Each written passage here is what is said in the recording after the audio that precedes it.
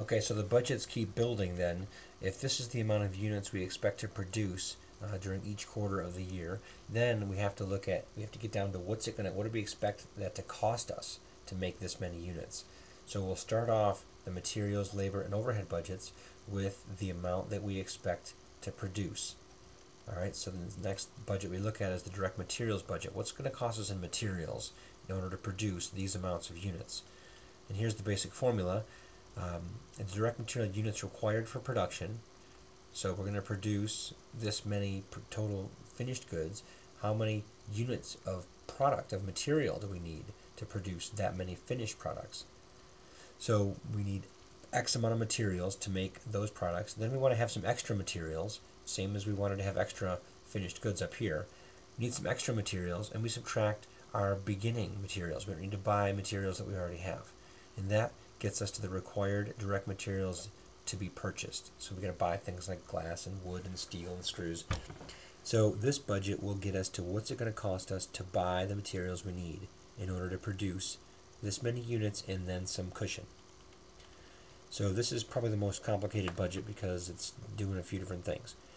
We start off with the number of units to be produced, but in this example right here, it takes 2 units of materials to produce each finished good. So it takes pounds in this case. So it takes this many pounds of materials to make this many finished goods. Then we want to have some extra pounds of materials on hand. So we do the same kind of thing. In this example, it says 10%. We want materials, our ending inventory, to be 10% of the next quarter's production requirements. So 10% of the next quarter's number of pounds you're going to need. Not 10% of this total production units, 10% of the number of pounds of materials. So that's how much extra inventory we want to have on hand at the end of this period. Then we subtract the inventory that we expect to have on hand coming into this period, our beginning amount, and we get the amount of material units that we need to purchase. So 6,300 pounds of materials need to be purchased. And then it tells us in the problem that $4 per pound is what this material costs. So it's going to cost us $25.2 to buy the amount of materials we need.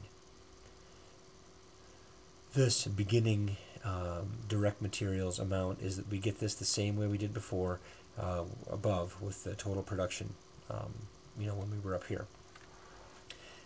You look at the quarter before it, how much were they wanting to have on hand in materials coming into the first quarter of this year? Remember it said 10% of the next quarter's production requirements? Well, if you're in the fourth quarter back here, 10% of the next quarter's production is 6,200. So 10% of that is 620.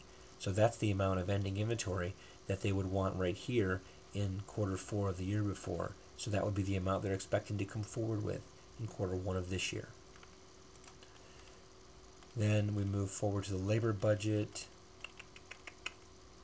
The labor budget is just how many units you think you're going to produce, multiply it by how much time it takes in total labor, and then what's the labor cost per hour.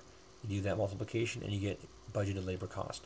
So here's the amount of total units we expect to produce. It takes 2 hours of time to produce each one of those. So we have 6,200 total hours this quarter, and so on for each quarter.